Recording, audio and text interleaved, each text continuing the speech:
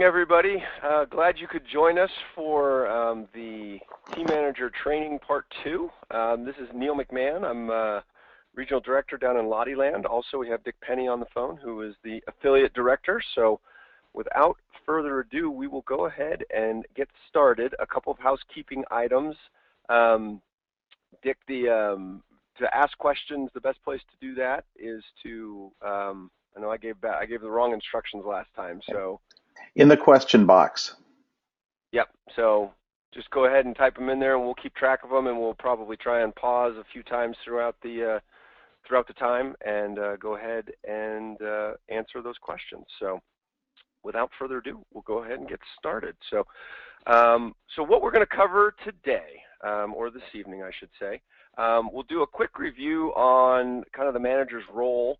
Hopefully you've all had a meeting or two under your belt now, and so some of this may be a little bit more pertinent and kind of hit home a little bit more. And then we'll talk about kind of getting the team moving. Obviously you've had a few meetings, everyone's gotten a chance to know each other, so now it's time to get them to work, and that can sometimes be a little tougher than it seems. So just some thoughts and ideas about really getting them going. We'll talk about sort of getting into that challenge and chewing it up a little bit. And then definitely want to spend some time talking about the rules of the road and the roadmap. And then we'll spend a little bit of time talking about instant challenge. So that's what we've got on the agenda tonight. Hopefully we can get it all in, hour and 15 minutes. So we'll go ahead and get started. So the manager's role. So obviously we talked about this on the last training, but for those of you who weren't there and those who need a little refresher, so your biggest role is really the project manager, and that's a simple little term for a whole bunch of stuff. Obviously your biggest pieces here are helping them take apart what is a fairly complicated problem, breaking it up into little digestible pieces, helping them figure out and understand how to brainstorm their ideas, how to take those ideas and get them into designs, and how to take those designs and get them into reality. So you're definitely doing a lot of different things. In addition to that, you're really kind of coordinating things, obviously the meetings and all that. So a lot of hats to wear, but at least you don't have to think of the ideas. They do. So so some areas that you are allowed to assist with, and we're going to talk a bit about interference down, a few slides down, but so the areas that you can assist with. In the beginning, the big thing you're going to be doing is just facilitating discussion, helping them kind of get to know each other, really paying attention to that, because most of these kids, they likely don't know how to really pull things apart and break them down into those pieces, like I said, those digestible pieces. So they look at this problem and there's 8 different things that have to get accomplished, and they're not even sure where to start. So the first thing that you're really going to do there is you're going to teach them how to brainstorm. You're going to help them with that. And brainstorming is more than just, kind of slapping things up on a board. Brainstorming is really kind of digging deep and having the kids.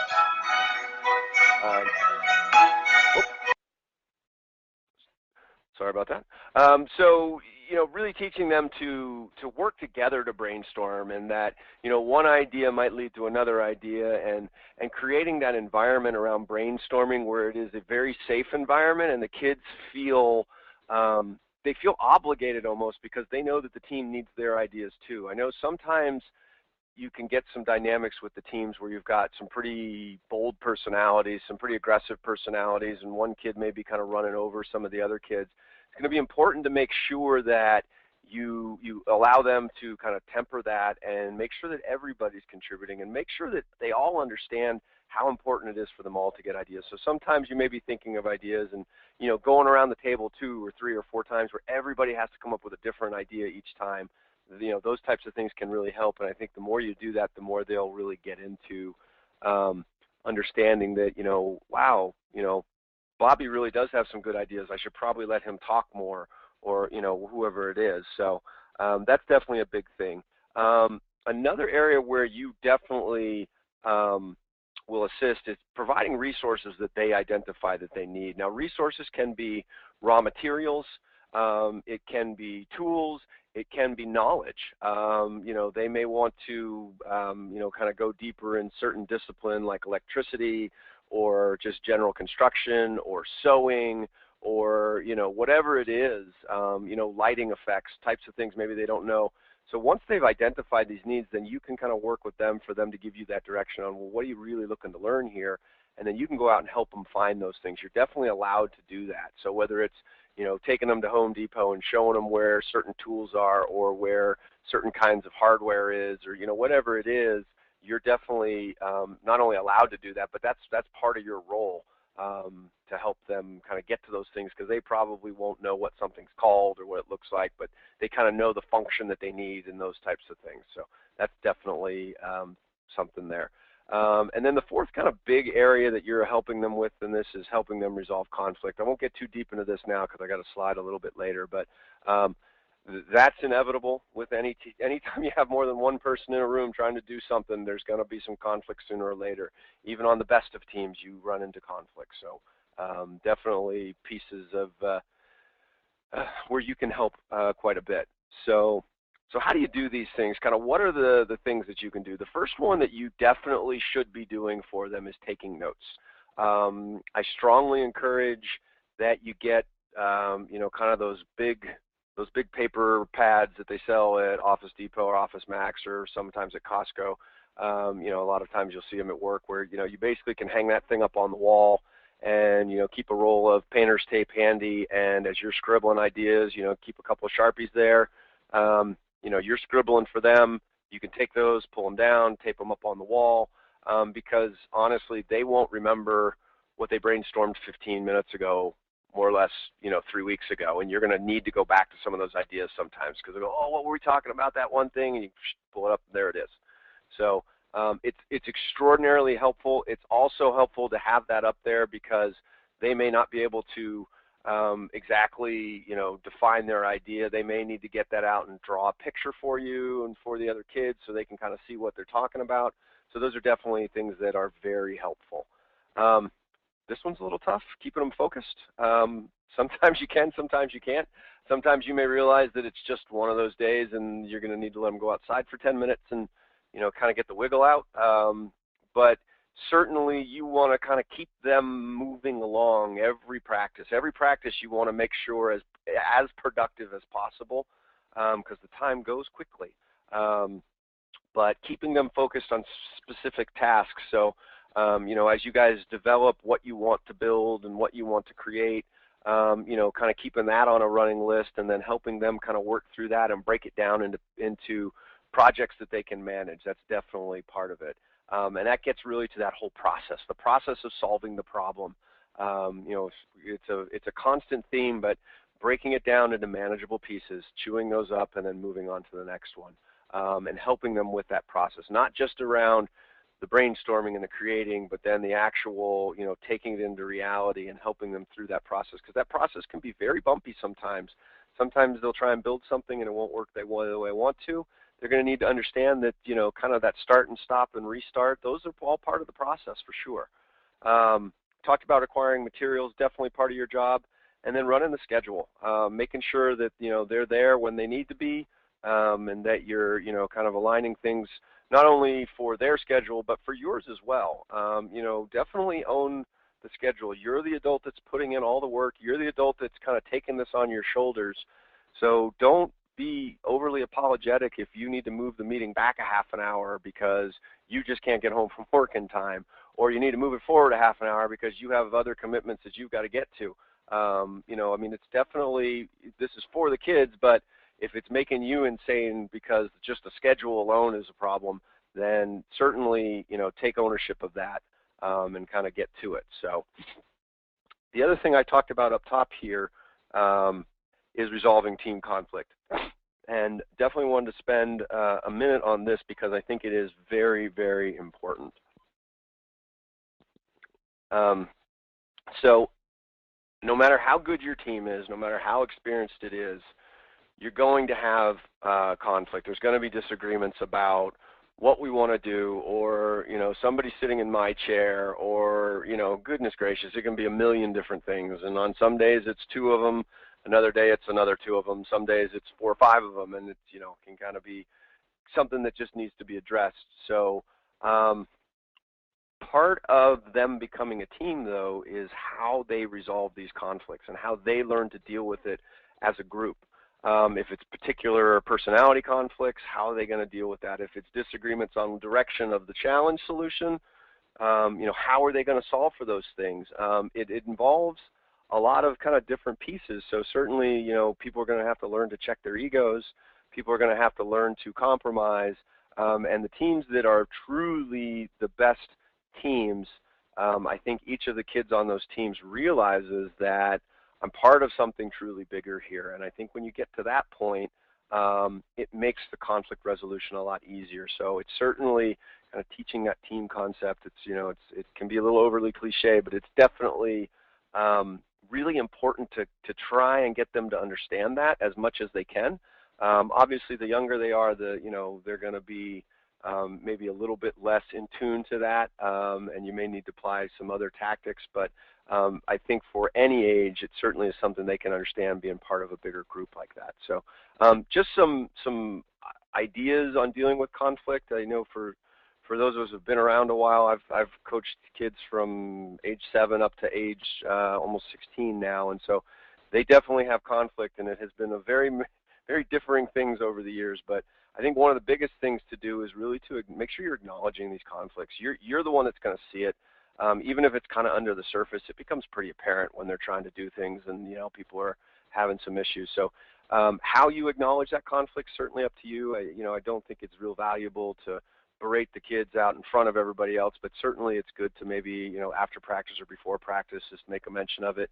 If it's one of those things that kind of is continuing on and you go through all these steps and you can't solve it, sometimes it may make sense to bring the parents into that.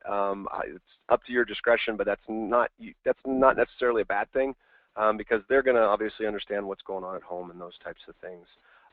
And what's really causing the conflict? Is it he's sitting in my chair, or is it we're having a fight at school over something?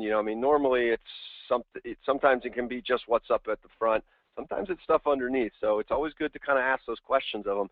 What's going on here? Why are we having disagreement? Is it because, we went with his choice of the solution versus her choice of the solution last week and you're still mad about it? Those types of things. And, help them talk through things. So if it's just a strict personality disagreement, there's not necessarily going to be that degree of it. But if it's around the challenge, if it's around something very specific that they're trying to decide on, you can definitely help them kind of talk through those things, positives, negatives, those types of things, which hopefully gets you to things like compromise positions. And that's whether it's, a whole big thing with the whole team, one kid against one kid, two kids against one kid. It's always good unless somebody's clearly, being over the top, or, and you'll know what's going on with that, but help them kind of reach those agreements, because you're not always going to be there to help them resolve it. And if they kind of learn some of those coping skills, those, settling skills, that'll be much, much more helpful down the road, and it'll make it so much easier for you.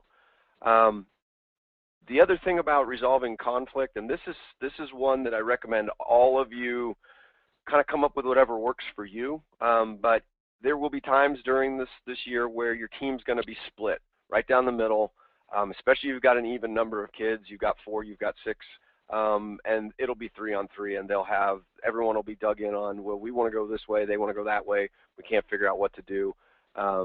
Nobody's planning on giving on this. You've tried compromises, things like that. So how are you going to come to a deadlock resolution on those things? And that can be something as simple as I've seen team managers just say, I'm just going to flip a coin, and whichever one wins goes. I don't necessarily think that's the best way to do it. I think that you can spend a little more time, especially on important decisions. If it's a decision between blue and purple, flip a coin and move on. Don't spend crazy amounts of time on things. But if it's, we're deciding on which challenge we want to do, or, we're building X and these guys want to build it, X, Y, and these guys want to build it A, B, and they're completely different things, and it's going to really affect the whole nature of what you do. How are you going to solve that? And so what I recommend is you come up with something that's fair and equitable and that everybody buys into well ahead of making the decision. So get them all to sign off and go, this is the way we're going to decide, and whichever way it goes, if you don't win, we're going forward. Is everybody in agreement with that? And so once they come to that agreement and they go down that road, the people who don't win that, decision, they've bought in and they've said, all right, we agree, that's fine. We'll go down this road and we'll do it. One of the things that I have found very successful for my team is I will have them sort of define what is important about the decision that they're making. So what are the aspects of this that are important? So if it's the challenge, what are those aspects? This one looks more fun than this one. This one might be hard. How hard is it going to be? How much fun are we going to have? Is this one going to be more time, less time? And then have them kind of rank each one of those things, 1 to 5, 1 to 3, 1 to 10, whatever. And then it's kind of a simple, whichever one gets more points wins. And that's a way that they can start to analyze it and sort of think about them all the way down to the details and kind of go, oh yeah, that might be a better way to go than this. So certainly something to do, but spend some time on that when those things come up early and teaching them the skills. It'll be helpful as you, as you get down the road much farther, because, those unresolved conflicts, they can sort of, they definitely will beget grudges at times, and that's never something you want. You don't want that to become issues amongst the team members as they're going forward, because that's just, that just takes a lot of the fun out of this completely. So next one I wanted to talk about is kind of attacking the challenge, and solving the challenge is one way to look at it. I look at this as attacking the challenge, because this is why you're here. This is fun. Get excited about this. Get enthusiastic about it. Let's go out and let's tear this thing up. Whatever it is that we're doing, let's go have some fun and get out there and be different and try some different things and think about it in different ways. Get them really excited about it. It's not just like, oh, all right, we gotta figure this piece out. It's like, oh man, we get to figure this out. This is so much fun.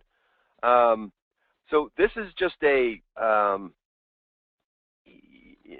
kind of the idea of how it typically goes when you're trying to come up with any piece of the solution. Is it, it starts with the brainstorming. Here are all the different ideas, and we're combining and we're mixing and we're coming up with things, and we have maybe 2 or 3 or 4 ideas that we think might work or think might be cool. Typically, you're going to probably have to do some research, because they may or may not know how to do that. They may not know how to build it. They may need to find out some things about, well, we don't know what kind of materials this is. Is this going to be too expensive? There's always questions that you're going to have to kind of go in, and you may not know the answers to those questions that they're asking. And so they're going to have to go do some research and, kind of figure those things out. That should hopefully then beget kind of the concept. All right, we've taken our ideas, and now here's what we're going to do. We want to build a Zamboni. Okay, all right, great. Now let's figure out the details. What kinds of materials are we going to build it with? How are we going to build it? What are you going to construct it? What's your techniques? Where are you going to put this? You're going to use, wood, metal, paper, cardboard, plastic, whatever it is. How are you going to do these things? And then it kind of gets down to, then you've got those details, and you've got a design, and you've got everything kind of put together, and you've got your materials, and then you just start building, or you start making a costume, or you start building the contraption. Whatever it is you're doing, you kind of go like that, and that seems like a fairly linear process. Should be pretty simple, right? And for anybody who's done this before, the process, instead of being linear, really looks more like this. You will go all over the place. You will go from idea to concept to details. It doesn't work. Back to research, up to idea, down to build, scrap the whole thing, start all over again. Just as you're going through this process, make sure you are mentally prepared for that. And make sure that the kids understand that, the first time you build anything, it's probably not the version that's going to wind up at the tournament. That's just part of the whole process. That's part of coming up with that solution. It's part of the whole thing. To really understand, to get to that one that's there, it's probably going to be version 2 or version 3 or version 3.4 and, version 3.4.1, version 3.4.2, and just, you're going to constantly be refining and doing things as you're seeing what doesn't work. And, that's part of it. Thomas Edison said, he always had the quote that you hear. He's like, I didn't figure out how to make a light bulb. I figured out 10,000 ways how to not make a light bulb. And that's true of DI. I mean, certainly these kids are not professionally trained engineers. They don't work in a machine shop, so things aren't going to be perfect. And when things aren't perfect, they don't always work the way they look on the paper. So, be prepared for that. And when it happens, you're the cheerleader there. It's like, hey, okay, so let's figure out what didn't work here. Awesome. so now we get a chance to, fix this and make this. It can be a little disheartening, so make sure you're ready for that, because you don't want the kids to just sort of like, oh man, that's no good. And so kind of be ready for that as you go to it. And keep it an adventure, I guess, is the best way to describe that as you're going through it. So a little bit about the central challenge, and we talked about this on the last training, kind of how to read the challenge, how to really dig into it. Make sure you guys are taking good note of all the details of all the things you have to do, all the things you don't have to do, all the things you can't do. And the one thing to keep in mind is if it doesn't say you can't, you can. I know that happens a lot where you'll get to a tournament, you'll go, oh, wait, you can't do that. And it's like, well, it didn't say you couldn't do it in the rules, so actually you can. So as you're reading through that, and I'm not going to go through all the thing of how to read through the challenges again, but definitely make sure you guys are paying attention and that the kids understand what's in there. Kind of continuously refer back to those things as you're building one section, or you're going through one section, or working on story, whatever it is. Make sure you kind of refer back to that constantly and keep rereading it, because you'll forget, they'll forget. So it's just good, good details there. And that's where it's going to help you kind of develop the strategy. What do you guys need to develop? What needs to be built? So what kind of ideas are you brainstorming up there? There's probably a list of, a dozen things that you're going to want to do. You've got certain things that'll have to get built. There's a story that's going to have to put together. Some of them have things within the story that need to get done. Some of them don't. You get down to other things. Are there other pieces that you're going to build? Are there any props that are required? As you get down to it and then you start to kind of go through all the other stuff, what kind of costumes are you going to want to build? You're going to want to kind of create your world that you're in. What does that look like? Do you need props? What kind of props do you need? How big do you want them? There's a lot of things around that strategy that'll help you get just a running checklist of stuff, and that helps with the managing the project as well, so that you can see everything up on the board. They can kind of see it up on the board, and you kind of get an idea of, here's where we got to get going. Now we're into mid-December, and we've got a couple things done here, which is awesome. We still got a lot of stuff to do, so maybe we want to pick it up a little bit. Or, gosh, we're really jamming here. We've got a lot of good stuff done. We're feeling like we're in good pace. This is a good pace. We can probably carry this all the way through. But if you don't start to develop that overall strategy and get all the things that are listed out there and start figuring it out, even though it's a fluid list and it'll change, if you don't have something, it's really tough to try and keep things on pace. So as much as you can continuously develop that list and that strategy and keep it evergreen and always be updating it and looking at what's there, it will help you tremendously. I know I find that very, it's a little more comforting to at least have the list in front of you, even though it can be daunting and it looks like there's a lot there. It's like, well, at least we got the list. And that'll help a lot. So definitely kind of, as you're going through things, keep that in mind, keep those things out there, and go through that. Team choice elements. These are always a mystery. They were a mystery to me for a long time. We were never really quite sure, what are they? What should we be doing here? What should the team be doing? These are really, the best way that I've heard them described is that they're really two mini challenges within your challenge. They're two projects, two things that are not overtly scored in your challenge.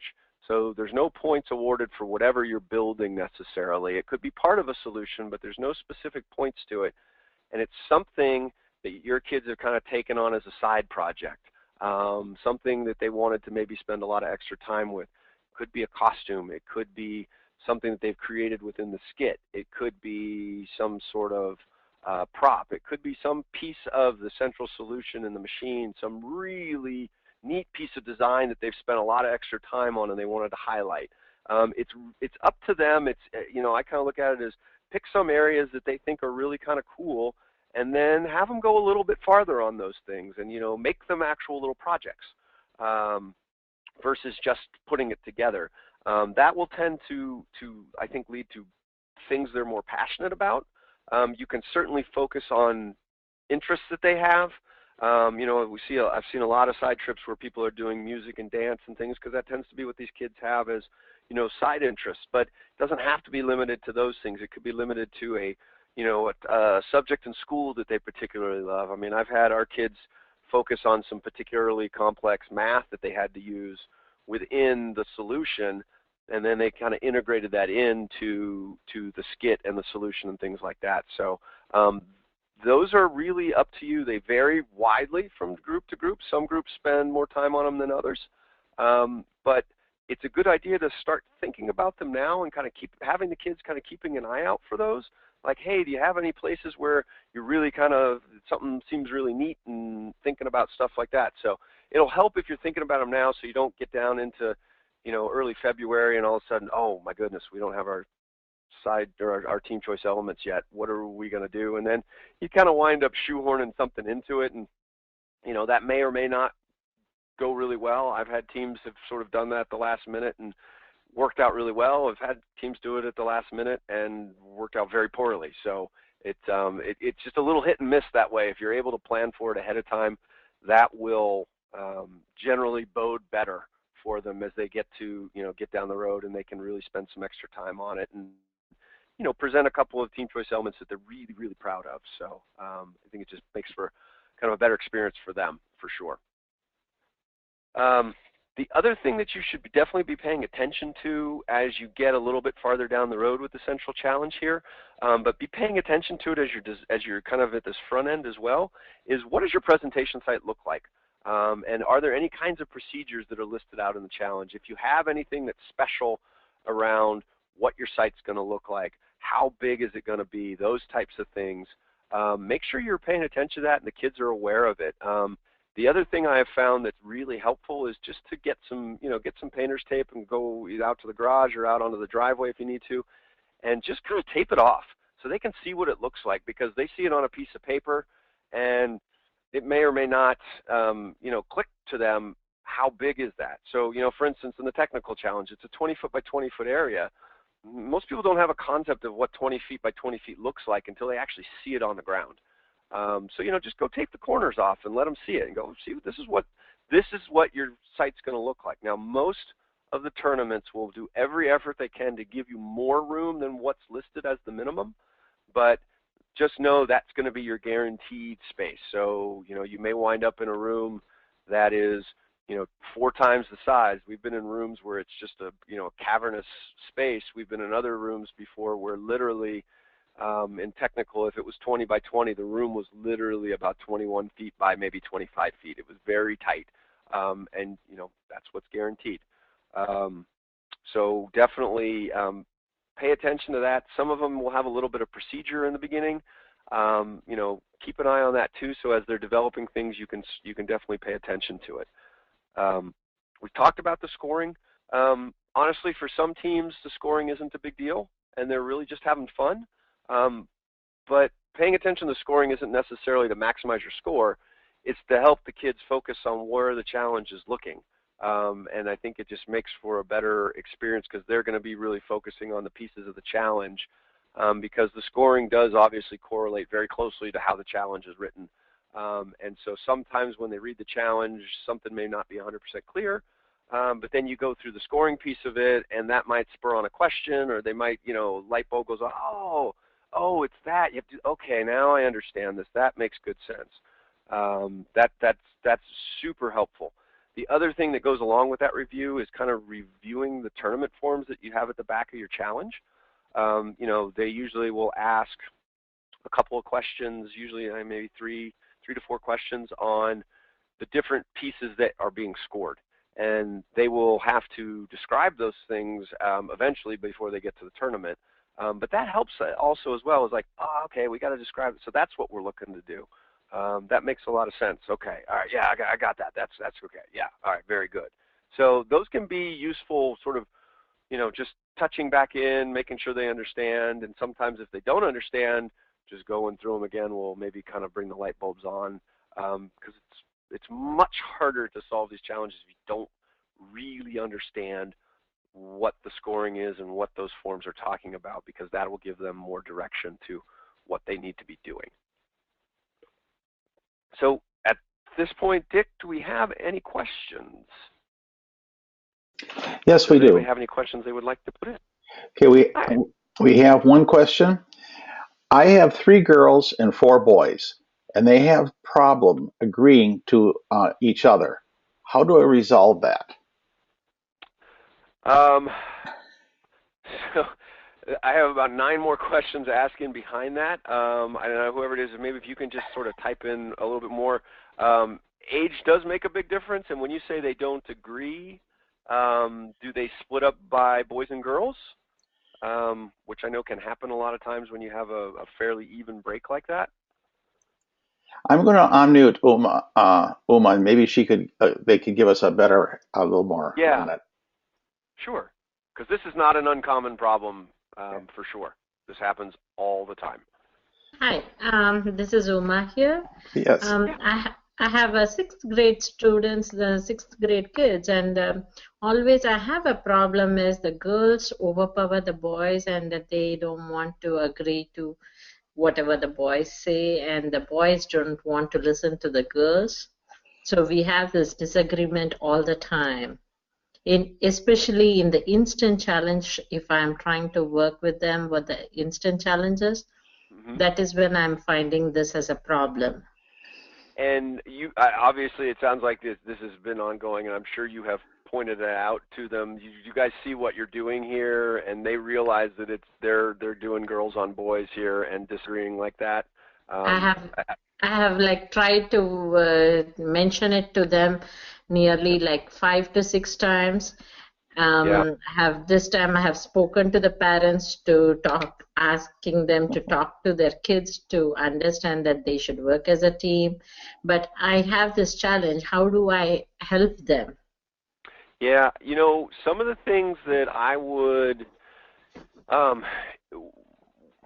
of the things that you can try that can actually may seem very simple, but actually can be pretty helpful, is when you are sitting around doing even just like simple brainstorming, is don't let the boys sit next to the girls, or to the boys, and don't let the girls sit next to the girls. It sounds kind of silly, but when you're not sitting next to the people you're agreeing with, it can help. The other thing that you, if you sit around a table while you're brainstorming, or if you're on couches or whatever, have them sit boy, girl, boy, girl, boy, girl. Okay, sounds good.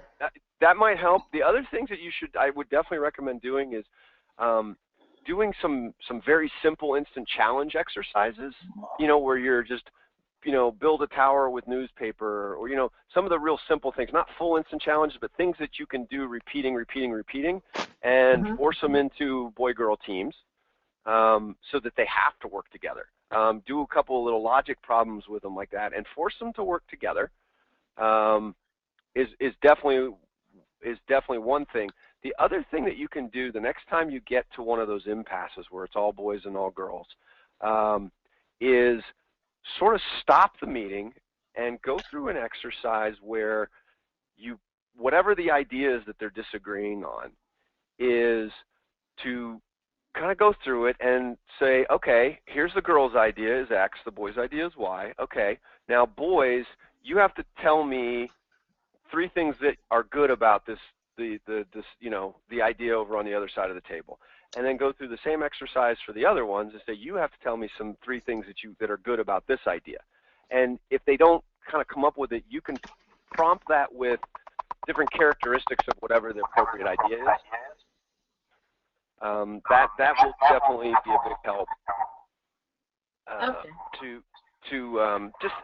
Almost to kind of like force the conversation with them, and to get them to hopefully realize that it's that's a problem to be able to split up like that. And then the other thing that can be helpful is to sort of talk through when they actually are doing that in an instant challenge, when they're at the tournament and they're splitting up like that, that will be obviously very detrimental to how the appraisers are going to look at them as a team. A team is everybody that's in the room, not half of them. So I would just kind of keep harping on it, and then maybe try some of those exercises where you're forcing them out of their comfort zone when it comes to sort of brainstorming and attacking problems and coming up with ideas. Okay, thank you. Yeah. Okay, we have another question, and this has to do with should we keep track of all the costs or see, all the costs involved in different versions or just the final version for the Great. budget Yep. purpose? Great question. The only one that you need to document at the tournament is the final version. So you probably will want to keep track of, cost of materials and things like that. But generally, you can definitely kind of go through that as you get closer to the tournament. And then on the actual expense form itself, you only have to include whatever you've used. So for instance, if you've got some plywood in your solution and you've gone through a sheet and a half of plywood while you've been building and things like that, you don't have to account for cost of a sheet and a half if you're only using, only wind up using a couple little pieces in the final solution. Good question, though. Okay, and that's all the questions we have so far. Sounds good. We'll keep moving then. The next piece as you're attacking this challenge is definitely storytelling. So every one of your teams is going to have to do a skit, a performance, whatever that is. And creating that skit definitely uses a lot of the same techniques as building your machines, as building your equipment, building your props, whatever it is that you're making. You use a lot of that same sort of development strategy and breaking down the very, very big thing into very digestible little pieces. And there's a couple of things that I find are really important to make sure that they're taking on to make it as enjoyable for them to perform and as enjoyable for the audience and the appraisers to watch, because you definitely are trying to work towards your scoring, but you also want to entertain. I mean, that's kind of part of the fun of this, is putting on something that's really neat to watch. People get excited about that. They like to watch that, and where that really comes to life is in the skit that they put on. So first and foremost, tell a great story. When they're developing this, it's like, you want to try and get them to think about that. It's like, no matter how old they are, it's like, well, what makes something interesting for you to watch, or for you to read, or for you to listen to? Why is that interesting to you? And so kind of get them to put themselves in that, and it's like, all right, so is the audience going to find this enjoyable? Are you telling it in a fun way? Are you doing things in a neat way? Make sure it's kind of it's a great story. It's only 8 minutes long, but you can pack a lot into 8 minutes, and you can make a really cool story. So start with that basic plot. The ideas. It's the same way. Big ideas first. What's the landscape? What are the characters? Where are we going? You're going to start with those really big things. And I find that the way I kind of put it is, start with those signposts. You need 5 or 6 or 7 signposts to get you from the beginning of the story through the arc of it, and then to the end. And that's why I always try and kind of, especially to the little ones that are starting to do this, is that most stories in life, in the world, start with something happening, something fun happens, something bad happens, something else happens, and then there's a conclusion to the story. So you kind of definitely develop that arc and explain that to them. I mean, it's like kind of ups and downs. That's what happens in these things. And so make sure that they're trying to kind of get through that. And then what's going to be crucial information, and how is it going to be clear? I think sometimes you see teams that when the skits get a little bit lost, it's because they're not thinking about what the audience is going to see. So for them, the skit makes perfect sense. They've rehearsed it 50 times. They know every line. You know every line. You'll sit there and mouth the words to the skit when you won't even know you're doing it, because it's just in your head. I hope you don't have bad dreams about it sometimes, and you just be like, wake up, no, I don't care about the Martians. But from the audience's perspective, they've never seen it. The appraisers have never seen it. So it's a lot of times those skits can get really confusing, and you can kind of lose the audience if you're not careful about, clear development, crucial information. So as you're sort of developing that skit, that's the things you want to go through, is what's really important in this scene? What are you trying to tell the audience here? What do you want them to get out of this scene? Or is it just you're just being silly and you want to just entertain for a minute and then you want to go to something else? That's okay too. but ask those questions of them and have them think about, what are we trying to do here? And what will typically happen is they'll come up with the ideas that they want to get across in that scene. And so then when they start to do the dialogue and the actions and things, they can focus them on reinforcing that, and that will make such a more complete story that it really will bring it to life for sure. So then once you've kind of got all that stuff that's important, then they start to backfill all the details. You know, what's the characters' names? Where are they from? Do they have other things they need to know? And it seems like that's where they start to sort of get a little sillier. And, you know, if you've got some really funny kids, once they start to get to that detail, that's where all that funny, the silly jokes and the kind of the zaniness comes from. And it just layers in very nicely on top of what is a very solid story underneath. Because if you have that good story with the clear points, you know, no matter what they do on top of that, it generally is going to be something that the audience can follow along with and really enjoy watching. You know, these kids are a blast to watch, but when they're doing a really good skit, they're amazing to watch. And so just, you know, kind of helping them develop that, because it takes the same amount of time to build a really solid story as it does to build a loosely organized one that kind of meanders all over the place. So, you know, have them start that from the beginning and be thinking about those things. That's going to be really, really key.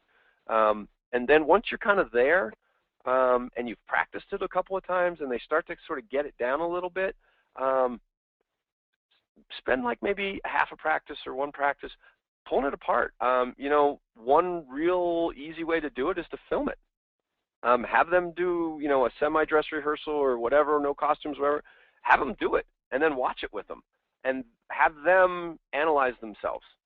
You know, okay, so what do you guys see in this scene? You know, another way that you can do it, because I know this question always comes up, is, you know, as the parent or the observers, you're not allowed to go, well, I didn't understand that part, or that didn't make sense, or you need to go over there and do that. What are you doing here? But what you can do is you can have the kids that maybe aren't in a particular scene or aren't in one area to have them pay attention to it and ask questions and say, oh, yeah, I didn't really understand that, or I couldn't hear that, or, you know, as you're going through these things. So that's kind of the way you can really help evolve that story. Some teams will spend a lot more time here than they will on the building. Some will spend more time on the building than they're on here. But either way, these are hopefully some good steps that you can use to, you know, to really help them evolve it to the point where they want to. Because this kind of gives them the tools that they can take this as far as they want to take it. So, you know, I mean, some teams will put on just, you know, amazing skits, and they will work very hard on them and spend tons and tons of time. Others will spend all their time on the machine, and their skit will be, you know, a lesser focus for them. Both are great. Both are totally okay, and that's up to the team to decide which way do they want to do it. Some like to have a good balance between the two of them and, you know, spend as much time as they can on each. So either way, it's good, but just make sure you're giving them that foundation of, you know, what to do and how to do it. So that's kind of attacking the challenge. There's a couple of areas here that I want to talk about now, shifting gears a little bit. The rules of the road. And I can't see you, but I'm thinking if I did a show of hands right now, a lot of you wouldn't raise your hands that you've really read through the rules of the road. And I don't mean just scanning over, I mean actually reading them. So I'm going to give you a real quick, easy thing to remember. It's the most important thing about the rules of the road. I'll let you read that. Pretty simple. You have to read them a couple of times.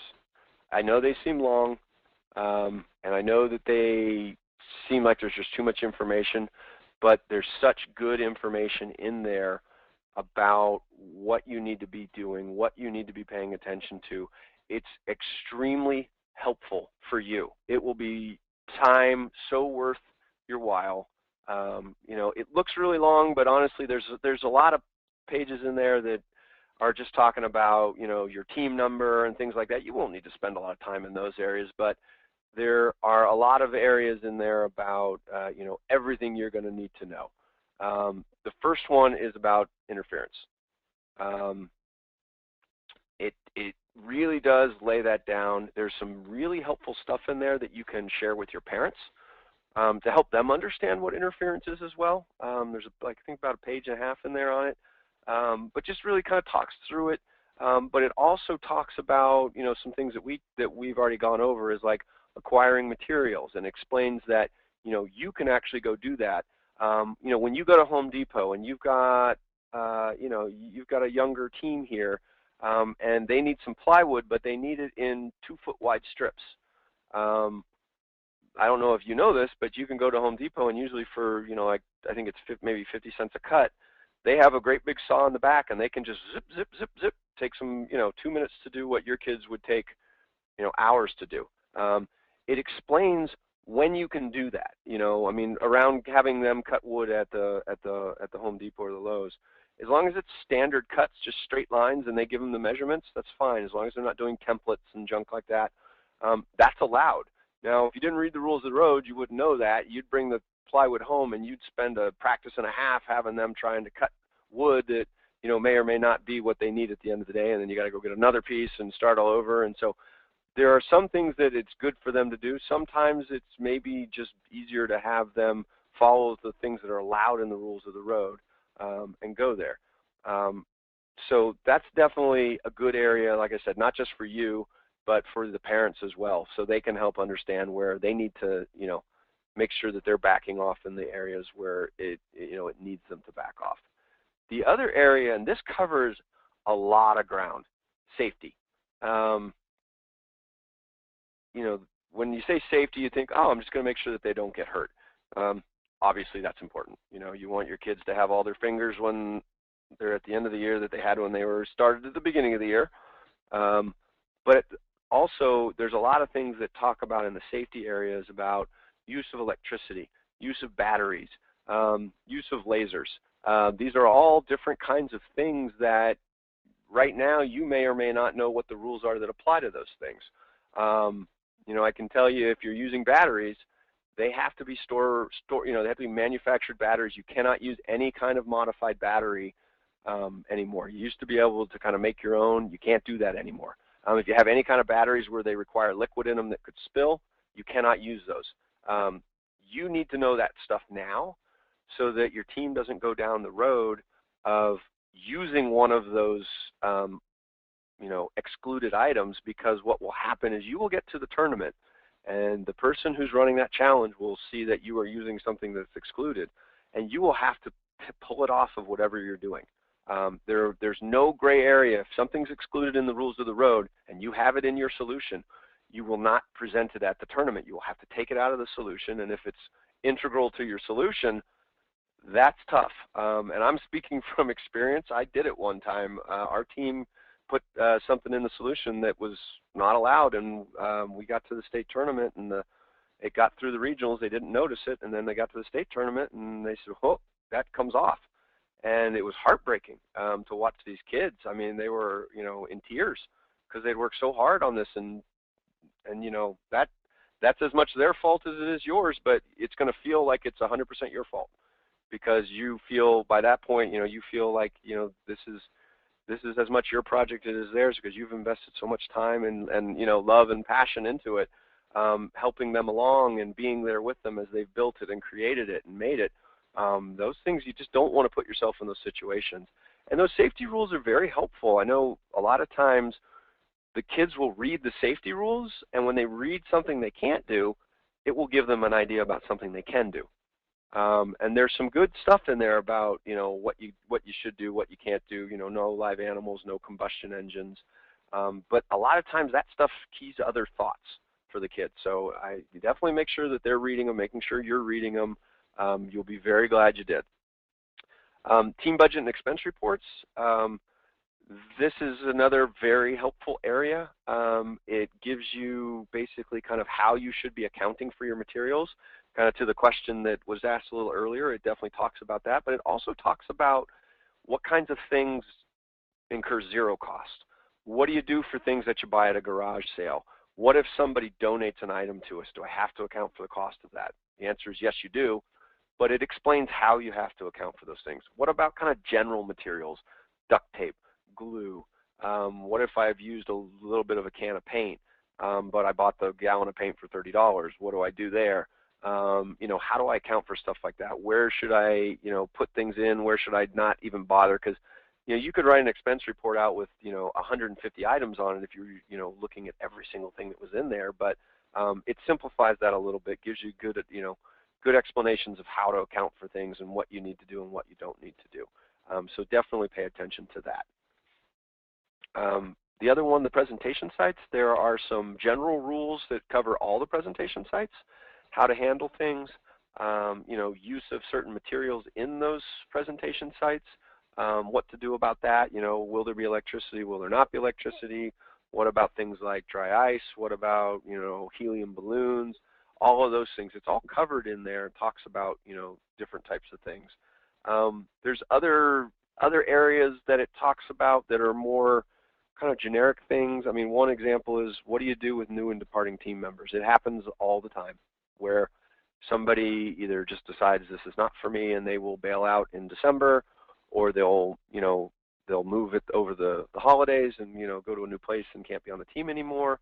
Or sometimes teams want to bring somebody in, hey, I've got a friend who's been listening, wants to help, decides to join the team 6 weeks after you start. Can you do that? What do you do about people who leave? It gives you the procedures on those kinds of things. So, and there's a lot more in there, different kinds of nuances and different things that are very helpful and very useful. So, make sure you're reading them, and make sure the kids are reading them, and that they're trying to understand them as best they can. If you have the littlest of the little ones here, they're not going to get through that whole thing in one chunk. So break it up, maybe cover the real crucial sections with them, as a group, and then hopefully they can go home and read the rest of them. That's actually kind of an interesting area for the parents to join in. Hey, maybe you can go home this week and read a couple pages of this each day, and come back and have it all read. So just different ideas and different ways to do it. So the other tool that you have, resource that you should have gotten in your packets, is the roadmap. This is a great tool to help you along this journey. There's lots of activities and good information and different kinds of worksheets and stuff that are really good to use, especially if you're first-time team manager, brand new to this. There's some fun, kind of good icebreakers, good instant challenges and things that you can get in there. There's a nice calendar that's in there to kind of help you keep track. It is a guideline. I wouldn't use it to the T. I would use it as a guideline to kind of help you move along, but definitely keep an eye on your own progress versus just saying, well, as long as the calendar's good, we're good. Because I have gotten feedback from other team managers that have followed that thing strictly to the letter of it, and they tend to bunch up a little bit at the end of the process. So just if you're using it, make sure you're using it with kind of an eye on the prize for your own team and how their progress is going. Good reminders, like I said, staying focused and fun things to do, because obviously as you get a little deep into this, sometimes the kids can get pretty focused. You can get pretty focused. It's it may be one of those weeks where things aren't working right, and we just you just need to take a step back. There's great stuff in here to do. Like I said, those icebreakers and stuff. Just there's good resource in there. It's just really an overall sort of how-to for this. Kind of refer back to it, et cetera, et cetera. So, and I referred to this already, but definitely you want to kind of beware to manage your time as efficiently as possible. Use this as a guide. Don't use it as the be-all, end-all, but definitely use it. It's useful. It's helpful. It's got some great stuff in it. So for the last about 20 minutes here, I want to talk a little bit about Instant Challenge, because the Instant Challenge piece is very different than the Central Challenge, and the biggest difference between these two is Instant Challenge and interference. Within the Instant Challenge, there is no interference. So what that means is, at the tournament, the kids do the Instant Challenge without any discussion, any key from you. If you're even in the room, some teams actually elect to go do Instant Challenge without the team managers. That's up to their discretion. But when you're in the room, you aren't allowed to really even, make eye contact or do anything. You just sit with your, put a piece of gum in your mouth and chew and sit on your hands, and just let them do their thing. So because of that, when they perform Instant Challenge, they're on their own. So as you're prepping up for that, whatever you do or whatever you teach or whatever you help them with will only build skills. It won't actually build the final solution. So you are allowed to coach in any way, shape, or form with Instant Challenge. So as they're practicing a dramatic Instant Challenge where they're doing a skit, you can stop them along the way and go, hey, you know, you guys are all talking to each other here. Maybe if you turn and face the audience, it might be a little bit easier to understand what's going on. Or, you know, you're doing all these hand motions in front of your face. Nobody can understand what you're doing. Or, you know, you're all talking at the same time. Maybe you guys should try and coordinate your movements and your speech and things like that. So you can sort of teach them a lot of skills around that. Same with materials. You know, they're building a tower. Oh, you know, did you think about, you know, maybe using this technique instead of that technique? Or, you know, wow, it looks like you really had a good tower and then you kept building on it. Wow, if you had stopped here, maybe that would have been a good idea. And you can stop them, ask them lots of questions, give them directions, any which way you want to do. That is, that's kind of the cool thing about Instant Challenge, is that you don't have to sit back and let them struggle with it like they would on the Central Challenge, where you can't say, hey, how about you try this instead? In Instant Challenge, you can do that all day long.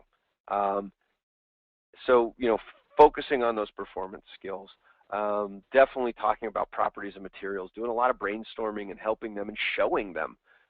You know, I don't know if you guys, you know, have done much of that yet, or you've done much.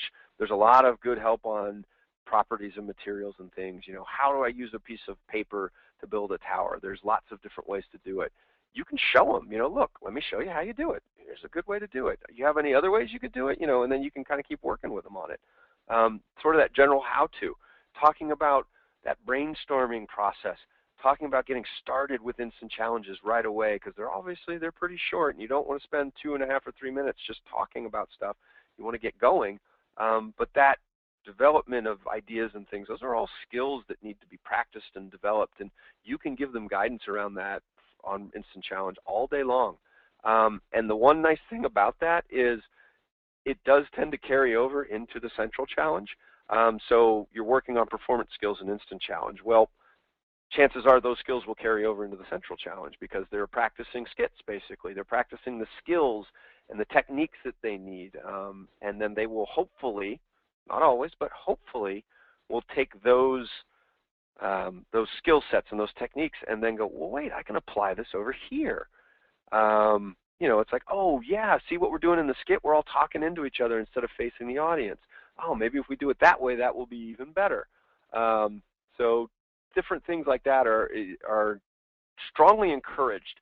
So it is a little bit of a gear shift there, and I know sometimes team managers don't realize that, oh, I can do that interference here, and that's not against the rules. So by all means, when it comes to Instant Challenge, interfere away. So a little bit more about Instant Challenge, and this kind of gets to just some of those things that you can do to help them specifically, just some different ways to practice, different things that you can do.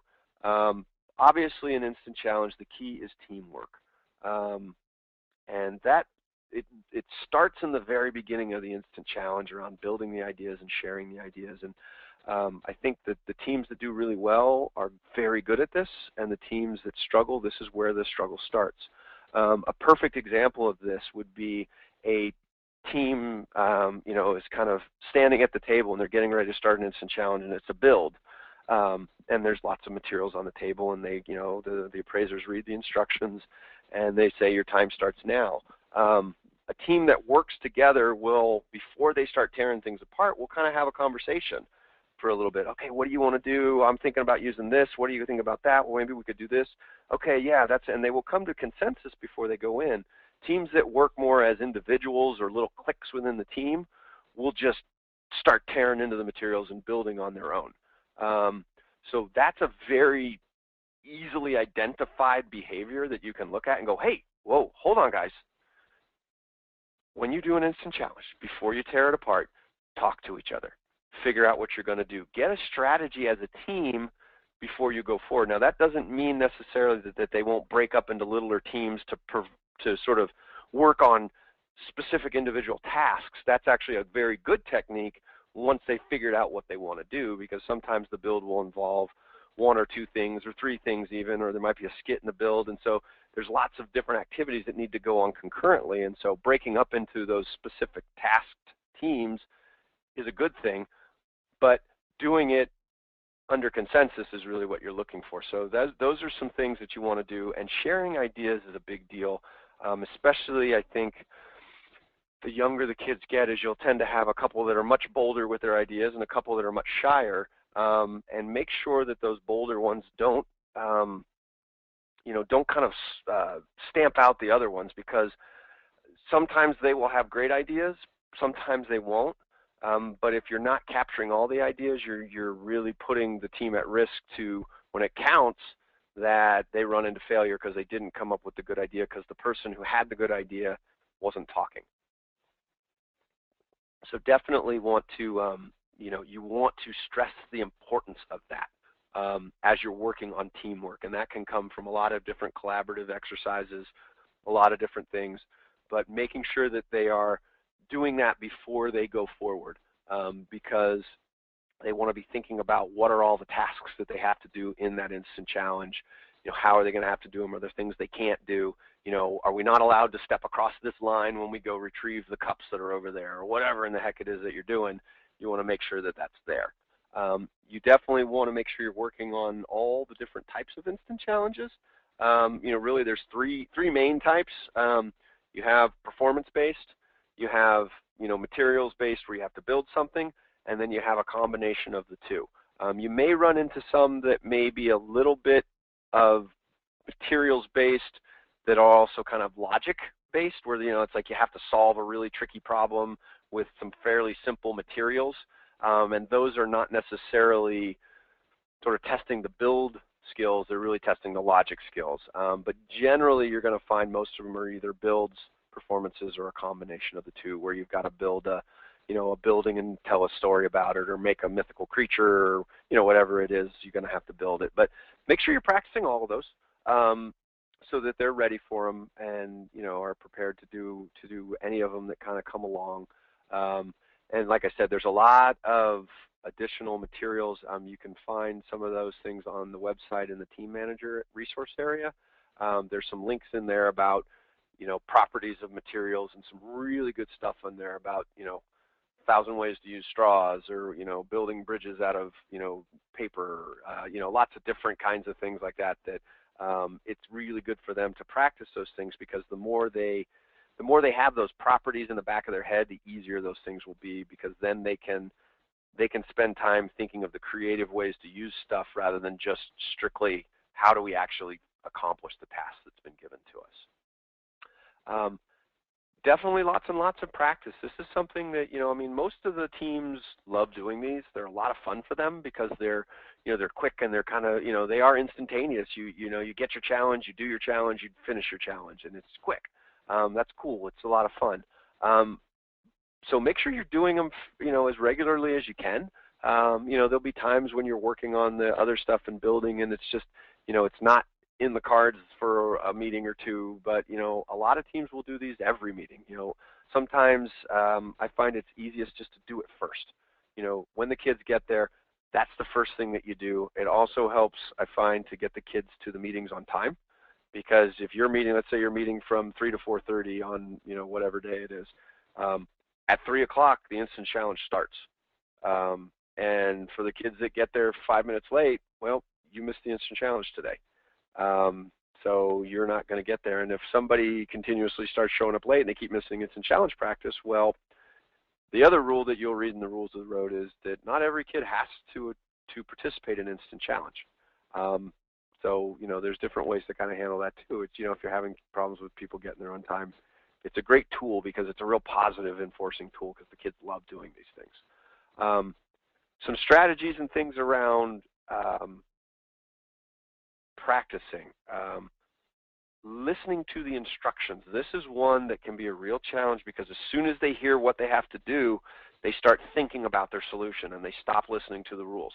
And there's always some nuances in there of 3 or 4 things that you're going to have to account for when you do your solution, whether it's a skit, required things, a build, paper, pictures, whatever it is. There's always things that are there Part of that, listening to the instructions, is paying attention to what the points are being scored on, because sometimes there's risk-reward involved. If the tower gets over this many inches, you're not going to get any more points, so you don't need to build it. It maxes out at 30 inches. So you don't need to build a 45-inch tall tower. At the same time, if you can build a 30-inch one, you only build a 20-inch one, then you're leaving points, behind. And so make sure they're paying attention to those instructions, to the rules. One of the things that I've found is pretty helpful is you kind of develop different roles for the kids. And, they're going to gravitate towards certain things. So if you have a really highly detail-oriented kid that's, maybe a little bit more of that, that engineer type who's just, wants it to be in order and things, they can be really good for that, is, making sure that they're keeping track of all the score. What are we getting scored on? Are we doing all the things we need to score on? So, they enjoy doing that.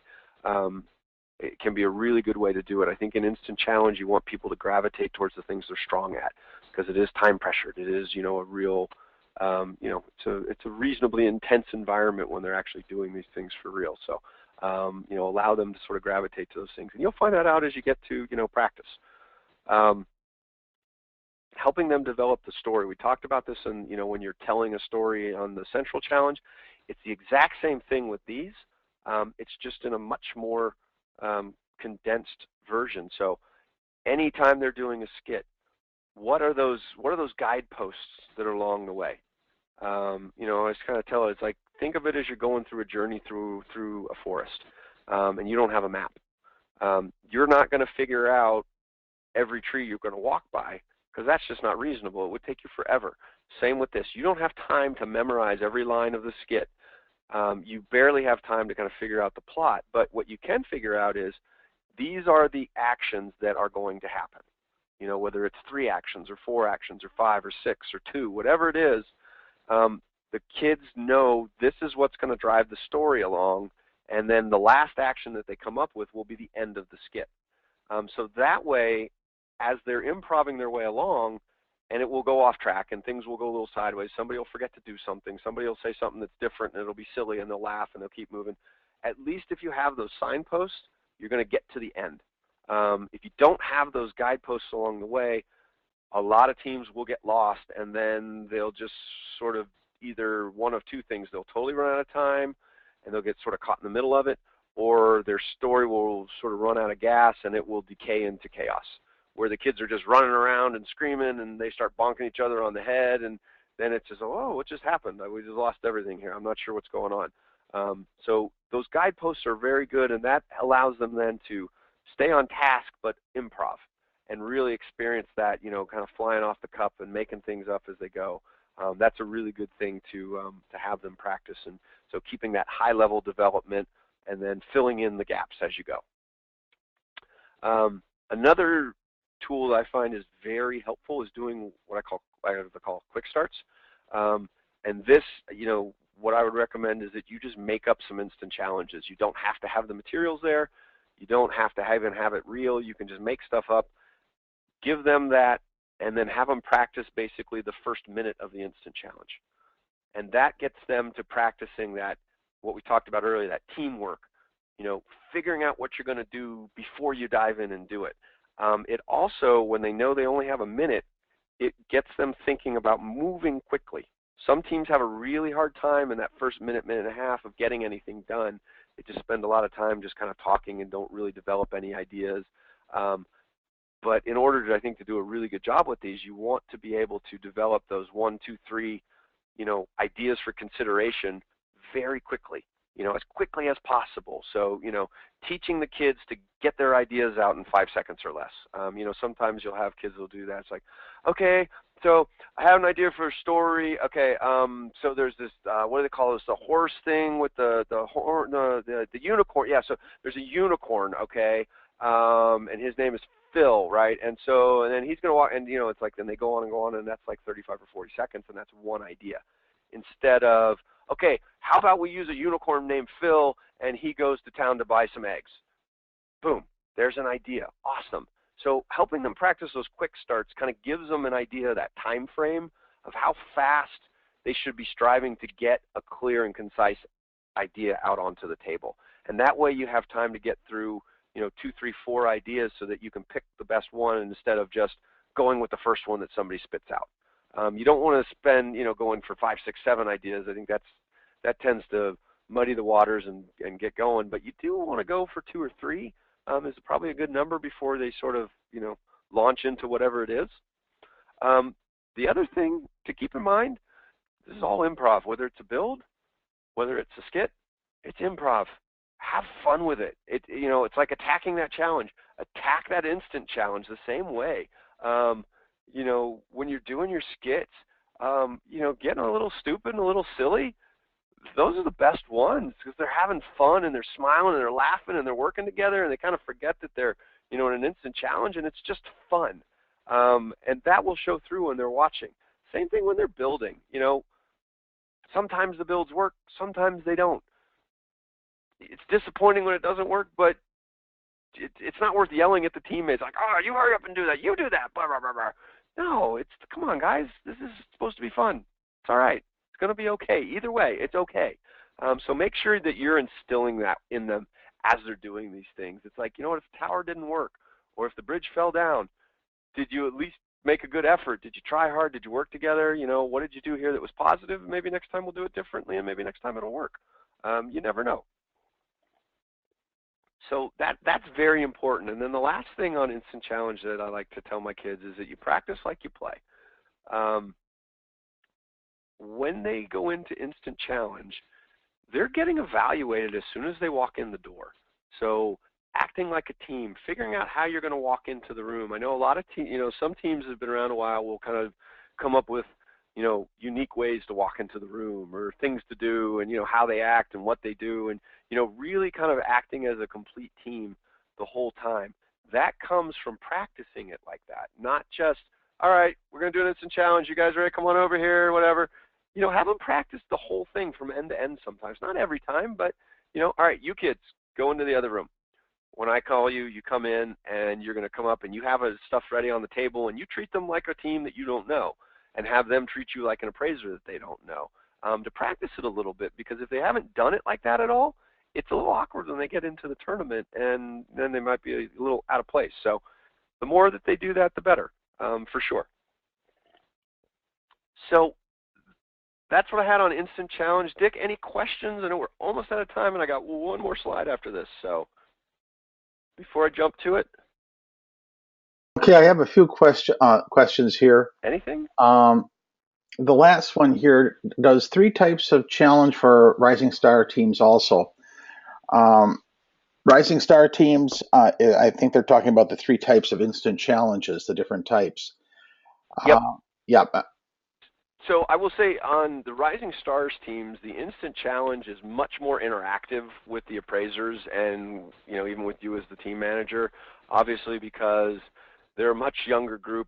The Instant Challenges will be scaled down and the appraisers typically will be engaged with them as they're going through it, almost helping them along with it a little bit. You know, oh, you know, are you guys working together on this piece of it? Are you doing, you know, so generally you're going to have sort of the same ideas of different things to create and put together using materials, doing some type of skit. So it's going to be very similar, just kind of like the Central Challenge. It's just scaled back.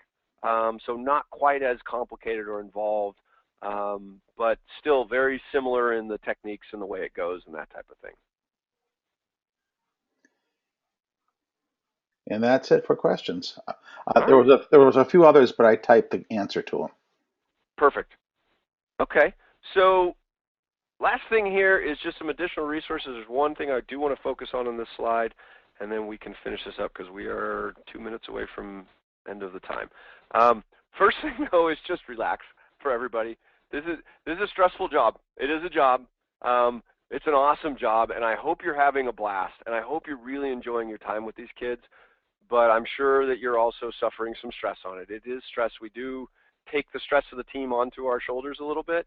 So hang in there on that. That is something that never goes away for team managers who've done it for 1 year, 2 years, 3 years, 10 years.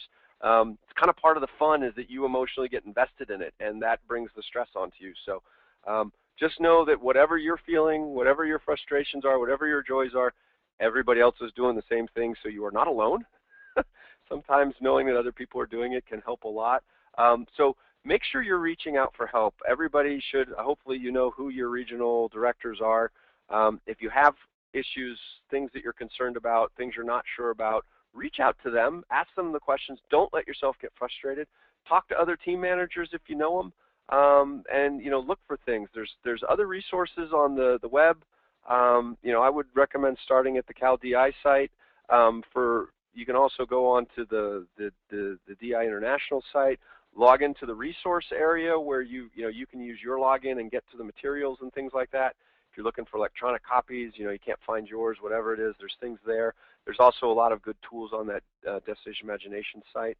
And then the one thing I did want to just spend one quick minute on is the general and team-specific clarification. So on the destinationimagination.org site, in the resource area, there's a tab called Clarifications. You can click on that. If you have specific questions towards solving the challenge, because if one of the teams in my region calls me with a question about the challenge itself, I can't answer that question. That's a question that they would have to reach out to basically put it into the clarifications. Each team gets 10 questions that they can ask over the course of the year, and those go directly to the International Challenge Masters. So they're the ones that are kind of setting the rules for the challenge, doing these clarifications. There will be occasions where they will issue a public clarification. I think that's typically when they're getting enough questions around something, or they realize that there might be an ambiguity in the way it's written and just things that everybody needs to know. They might choose to publish, and there's usually maybe a couple a year per challenge. Those get posted up there, and then you can ask team-specific challenges, and those are only for your viewing only, so nobody else will see those but you and the International Challenge Masters. Usually what those are going to be is around specific interpretations of how rules are working, or my kids are working on this solution, is this compliant, that type of thing. Ask those questions if you're not sure. Like I said, you got 10 of them. That's a lot of questions to ask. You probably won't even come up with 4. So if you've got a question, even if it's a half a question, you think you know the answer, feel free, go ahead and ask it. It's good to get those clarifications, and that way there's no, there's no other things going on there that you might want to, leave for chance.